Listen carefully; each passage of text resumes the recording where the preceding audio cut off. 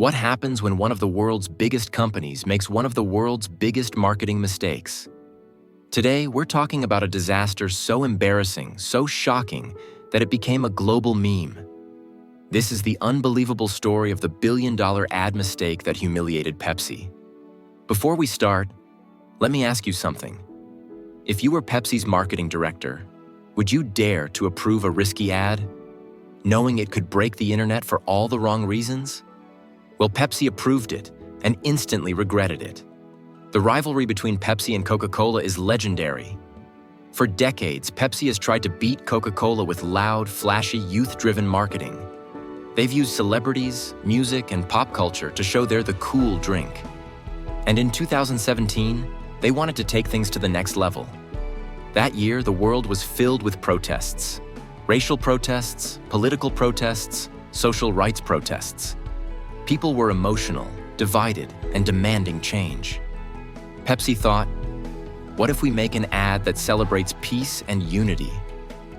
A noble idea, but they executed it in the worst possible way. Pepsi hired supermodel Kendall Jenner to star in their commercial. The ad showed her leaving a photo shoot to join a protest march. The crowd was smiling, dancing, holding vague signs like "Join the conversation."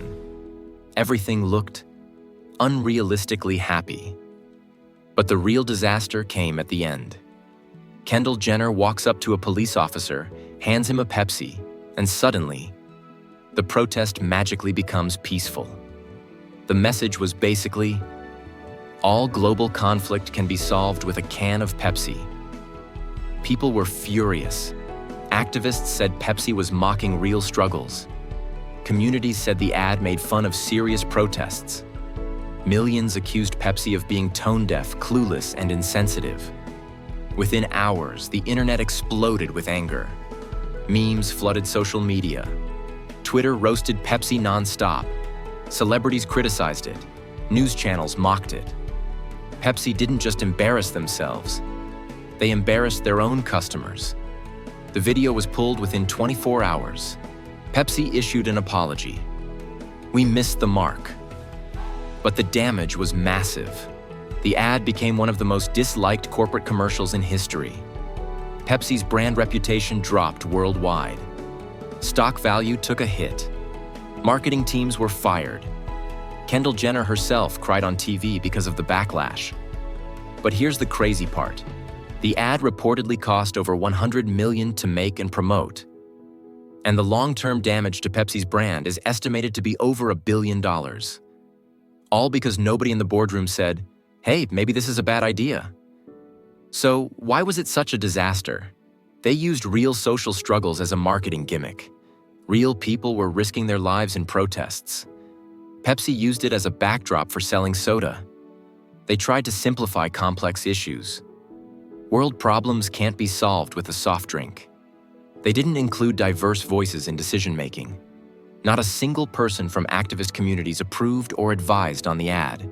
They misunderstood their own audience. Young people want brands to support real change, not pretend to fix it in a commercial. Pepsi wasn't trying to be harmful.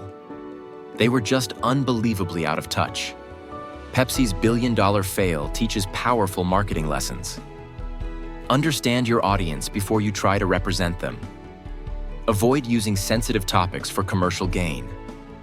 Diversity in decision-making prevents blind spots. A strong brand can collapse from a single bad message. Even giants can fall. And sometimes, all it takes is a single 60-second ad. So, what do you think?